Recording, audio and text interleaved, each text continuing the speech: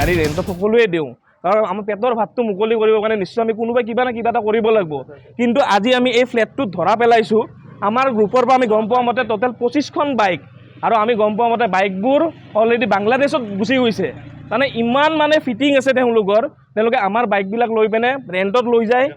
লৈ যায় বাংলাদেশত লৈ যায় আমিনো কি কৰিছোঁ সাধাৰণ আমি বাইকখিনি বা গাড়ীখিনি ভাড়া দি পেটৰ ভাতখিনিয়ে মুকলি কৰিব বিচাৰিছোঁ আমিতো কাৰো লছ কৰা নাই নহয় আমি এটা যিমানখিনি মানুহ আছোঁ চবে লোন লৈছোঁ লোন লৈ বাইক গাড়ীবোৰ চলাই আছোঁ পেটৰ ভাতখিনি মুকলি কৰিব কোনোবাইতো কিবা এটা কৰি খাব লাগিব আমি নহ'লে চলিম কেনেকৈ আমিতো চুৰ ডকাইত কৰিব যোৱা নাই কাৰো গলৰ পৰা চেইন চুৰ কৰিব যোৱা নাই কষ্ট কৰি ভাতকেইটা খাব লৈছে তাতে যদি এনেকুৱা লাকি বুলি ইনামুল হক ন তাৰ নাম আৰু এজন মিঠু ৰাজবংশী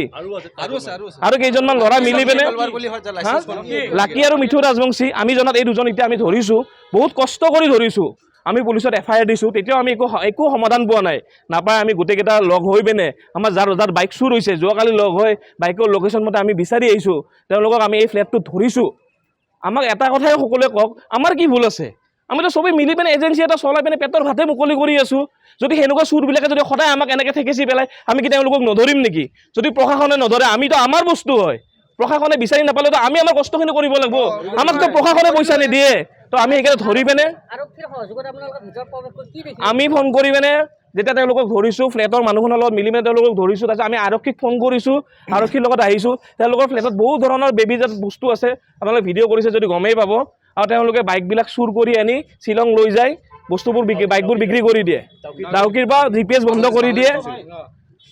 অকল এই ভিডিঅ'টোৰ পৰা এটা বস্তুৱে জনাব বিচাৰিছোঁ যে আমাক সকলোৱে সহায় কৰক আমি খাবহে বিচাৰিছোঁ যাওঁ ভিতৰত আমি বেলেগ একো দেখা পোৱা নাই অকল কিছুমান বেয়া পেকেট সোমাই আছে যোনটো আমি মুখেৰে ক'ব নোৱাৰোঁ আৰু সেই ল'ৰাটো চুৰ যোনজন আছিল বাইক চুৰ কৰিছে সি আছিলে ভাং চাং গোটেইখিনি আছিল বুলি আমাৰ বন্ধুবিলাকে কৈছে তো আমি চব বন্ধু একেলগে আছোঁ আপোনালোকে দেখাই দিয়ক একবাৰ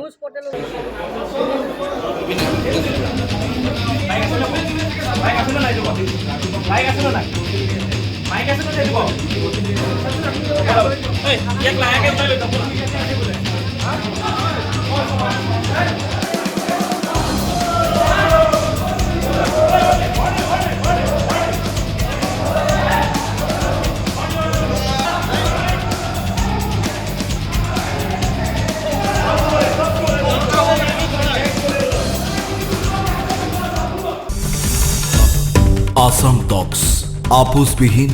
অসম কণ্ঠ।